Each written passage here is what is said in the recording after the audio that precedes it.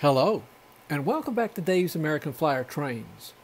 In this video and a series that will follow, I'm going to share my rebuild, a second rebuild, of an American Flyer Lines 322 Hudson locomotive.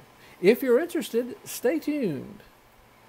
This 322 I previously rebuilt, but I'm going to rebuild it because I want to check my previous work.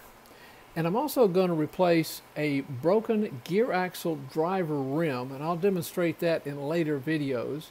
But you might have noticed if you have one of these trains, that especially the earlier ones in 1946, you might notice that the rims on the driver wheels have pins in them, and that the rims seem to be made out of some sort of sintered metal. And mine broke. So I'm going to have to replace it. And instead of replacing just the rim, I'm going to replace the entire wheel. And then I'm also going to demonstrate from Port Lines a smoke and tinder, what some people refer to as an SIT conversion kit. And then I'm going to demonstrate my technique for painting. As I did in this video and rebuild, as I do in all of mine, as I begin the process with photography, I take photography or pictures at different angles, just print them on some 8.5 by 11 standard paper, copy paper, and then during the disassembly process, I'm detaching each small piece and then taping it onto the photograph where it's going to be returned to the train. And this helps me, one, not lose any parts, two, to make sure I don't get them mixed up with another train or another task or project, and three, it just reminds me precisely where they go. I've had better results if I put things back where they were intended rather than maybe swapping or substituting. Now these, of course, is broken down in a little bit further than you normally would just for cleaning and maintenance because I'm going to paint, and therefore you see all the steam, you see all the handrails and the steam pipes that are particularly on the body and the tender. Well, what is a 322? Well, this locomotive is a 464 Hudson, and it was in the A.C. Gilbert catalog and inventory from about 1946 through 1948, and it featured just many of the standard things that you see on the other trains, and that is a operating headlight, a 4-position reverse unit that was in the boiler, by the way, smoke and tinder, choo-choo, die-cast metal tinder and boiler,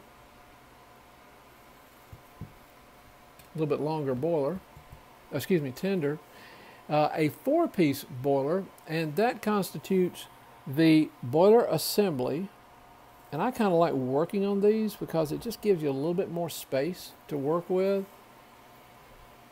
And then the cylinder and steam chest,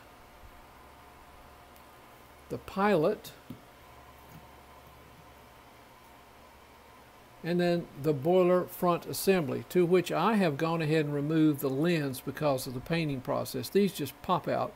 You can go in the back, push them out. If they're stuck just a little bit, you can even lubricate them. It wouldn't hurt them, especially with CRC 226, or you can just lightly tap them with what I call a hobby hammer to get that out. According to Doyle, there are 3 variations of the 322 Hudsons, types 1 through 3, of course. What made type 1 unique in comparison to what Doyle describes as type 2 that we're going to look at was the New York Central tender lettering, which right here has American Flyer Lines instead, and no road name oval, which this one has as New York Central, and then shiny handrails, which this one does not have. This one has the blackened handrails. Which brings us around to type 2 that you see in this video. The lettering changed to American Flyer Lines. It added the New York Central system oval.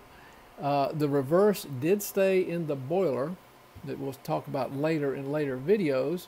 And then the handrails are blackened as they were used on this boiler. And on this one, it's fortunate that they all remain pretty much blackened. So I had to remove them for painting because I want to remain that blackness on those handrails rather than shining them and making them shiny, as I had to do when I restored a 310. And just to round out the typing, the Type 3, which according to Doyle came out in 1948, moved the smoke and choo-choo to the boiler up here.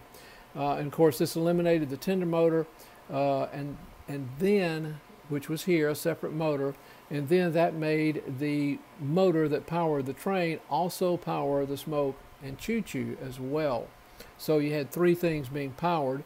Not a lot of people give value in that or even pay much attention, but I do, because now this releases the locomotive power strictly to the operation of the train in this particular model, and then concentrates a smaller motor on smoke and choo-choo. And then of course Type 3 had shiny handrails. According to Doyle, what is most scarce is Type 1, at a rating of 5 out of a rating of 1 to 8, 8 being most difficult to find. Types 2 and 3 are more or less average. They rate a 4 in scarcity rating. Not the easiest thing to find, but certainly not the hardest with that mid-range rating. And then there's also a series you'll notice, if you pay attention to Doyle, or you may even have one in your collection, there's also a 322 AC. And it is so labeled on the cab beneath the windows, but we're not going to talk about those in this video series. What I like most about the 322 that we see here, the Type 2, and actually 1 and 3 to some extent, is I like the 4-piece boiler construction where all these components are separated. Makes painting a little bit easier. It also gives more room to reinsert the chassis, the motor, and the reverse unit back into the boiler assembly. I really like, also like very much the 464 configuration of the locomotive, and I like the 6-wheel trucks on this tender. And these are centered iron side frames. I like the detail, the larger tender. It's a good match for heavyweight passenger trains. And then of course the smoke and choo-choo can be operated in idle. And we're actually going to demonstrate that near the end of the video, when another video when we look a little bit more closely at this. And of course I've already mentioned that I start every project with the photographs that I previously shown you, and then begin the detailed disassembly, and then making sure that I have positioned each part back on that photograph so that I can get it back where I need to get it out. So what these videos are going to primarily focus on as much as anything is just the nomenclature and anatomy of this train. The system of names, the terms that are used, the language of American Flyer trains, and then the anatomy. We're just going to look at the structural organization, how the parts are organized together, so kind of like, you know, the smoke and choo-choo being in the tender, and how they work in concert with one another. So stay tuned. This was the introductory video, and videos will follow with more detail.